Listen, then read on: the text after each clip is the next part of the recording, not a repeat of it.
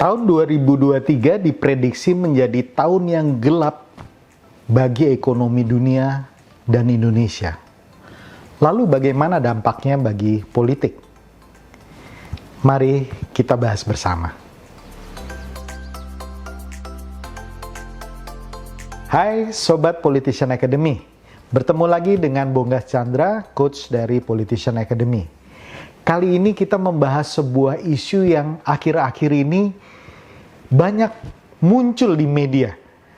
Isu tentang tahun 2023 diprediksi menjadi tahun yang gelap, terutama dalam konteks ekonomi dunia dan juga tentunya berdampak pada ekonomi Indonesia. Resesi akan terjadi, krisis finansial akan terjadi. Perang belum bisa diprediksi akan selesai, sementara krisis pangan, krisis energi terjadi di mana-mana. Dan ini juga akan berpengaruh terhadap Indonesia. Dan yang mengemukakan ini bukan cuma tokoh ece-ece. Lembaga besar seperti IMF dan World Bank menyatakan seperti itu. Presiden Jokowi menyatakan seperti itu. Menteri Sri Mulyani juga mengatakan hal seperti itu. Artinya ini adalah hal serius dalam konteks ekonomi. Dan kemudian orang bertanya, apakah kemudian resesi atau kegelapan di ekonomi di dunia dan di Indonesia nanti akan berpengaruh terhadap bidang politiknya? Nah, kalau menurut saya untuk bidang politik, saya bisa katakan pengaruhnya relatif kecil. Kenapa seperti itu? Paling tidak ada 5 alasan yang saya akan bahas. Alasan pertama, tahun 2023 adalah tahun politik. Karena kita tahu semua, di tahun 2024 ada pemilu serentak. Pemilu yang dalam sejarah negara Kesatuan Republik Indonesia baru pertama kali dilakukan. Di mana keserentakan itu bukan hanya di pemilihan presiden maupun pemilihan legislatif, tapi juga pemilihan kepala daerah secara serentak di 514 kabupaten kota dan 37 provinsi seluruh Indonesia. Dan 2023 adalah tahun bridging untuk menuju kepada riuh rendahnya politik Indonesia di 2024. Artinya di 2023 suasananya tidak segelap kondisi ekonomi. Artinya mungkin di 2023 justru riuh rendah politik, pesta demokrasi itu sudah mulai terlihat. Awal pestanya sudah mulai terlihat. Sehingga menurut saya kecil pengaruhnya. Alasan kedua, posisi-posisi yang diperebutkan di dalam pemilu masih dianggap posisi-posisi yang penting dan strategis dan banyak dikejar oleh tokoh-tokoh politik ataupun orang-orang yang menjadi public figure di Indonesia. Misalnya posisi sebagai anggota legislatif, apakah di tingkat 2, di tingkat 1, maupun di RI. Nah, kepala daerah pun seperti itu, masih dianggap posisi yang sangat strategis bagi tokoh-tokoh masyarakat di daerah tersebut. Apalagi presiden, tentu saja untuk presiden tidak usah diperdebatkan lagi. Banyak sekali orang yang berminat untuk berada di posisi tersebut. Nah, oleh karena posisi-posisi strategis ini masih dianggap penting, maka kompetisinya juga masih akan ramai. Di 2019 ada sekitar 240-an ribu orang yang berlomba-lomba untuk masuk menjadi anggota legislatif, di mana kursi yang tersedia di seluruh Indonesia hanya sekitar 20.000. Saya yakini bahwa nanti di 2024 mereka yang berlomba-lomba untuk menjadi anggota legislatif akan semakin banyak lagi. Tentu saja karena partainya bertambah atau kemudian provinsinya dan daerahnya bertambah, ini akan menjadi semakin ramai. Alasan ketiga, 2024 menjadi tahun yang menarik sekali dalam konteks politik karena kita mengalami siklus 10 tahunan di mana kepala pemerintahan, kepala negara berganti. Tentu saja bergantinya setiap 5 tahun, tetapi secara umum biasanya bila sudah menjadi presiden dia bisa mempertahankan menjadi 2 periode. Itu terbukti di masa Pak SBY dan kemudian dilanjutkan ke masa Pak Jokowi. Oleh karena itu setelah sang incumbent tidak berkuasa lagi, maka banyak muncul tokoh-tokoh baru yang akan meramaikan panggung pemilihan presiden, dan ini kemudian akan membuat suasana atau tahun 2023 bukan menjadi tahun yang sepi atau tahun yang gelap, malah menjadi tahun yang ramai dan riuh rendah dalam konteks mempersiapkan pemilu presiden terutama di 14 Februari 2024. Hal ini bisa kita lihat misalnya partai-partai mulai memunculkan calon-calon presiden mereka, baik kadernya sendiri seperti Golkar dan Gerindra, maupun bukan kader sendiri seperti Nasdem atau PSI.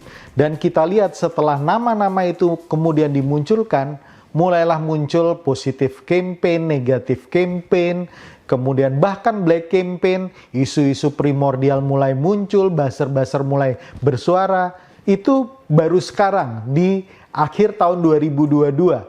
Bagaimana nanti di 2023? Saya yakin sekali bahwa ini akan menjadi semakin ramai.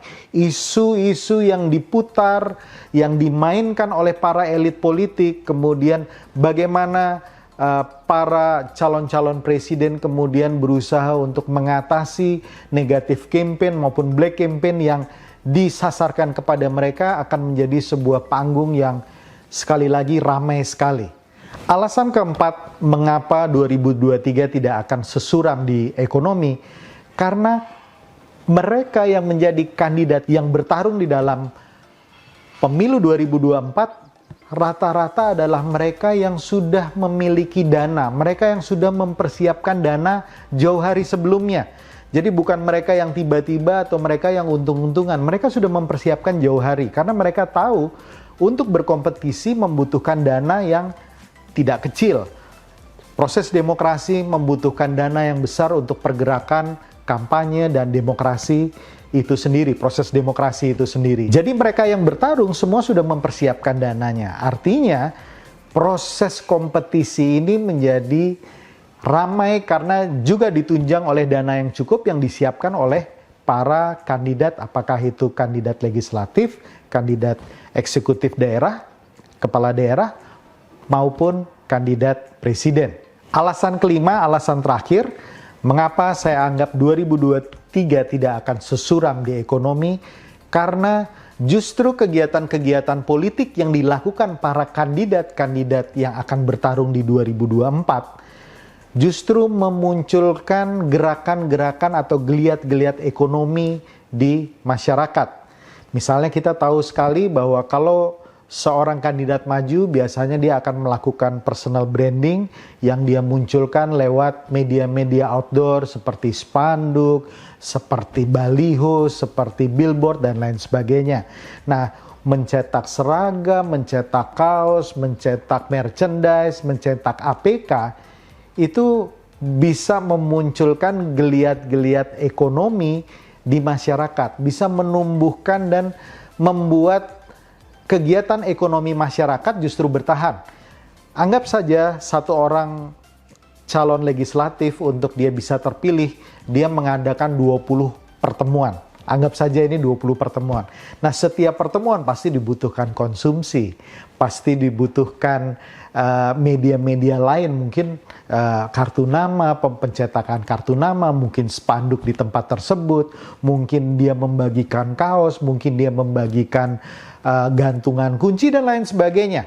Intinya kegiatan kampanye yang terjadi justru menginisiasi munculnya gerakan-gerakan ekonomi yang bisa membuat masyarakat bertahan. Atau kegiatan politik ini justru membangun inisiatif ekonomi masyarakat. Nah, demikian analisis singkat saya, prediksi saya di tahun 2023 yang menurut saya tidak akan sesuram prediksi ekonomi.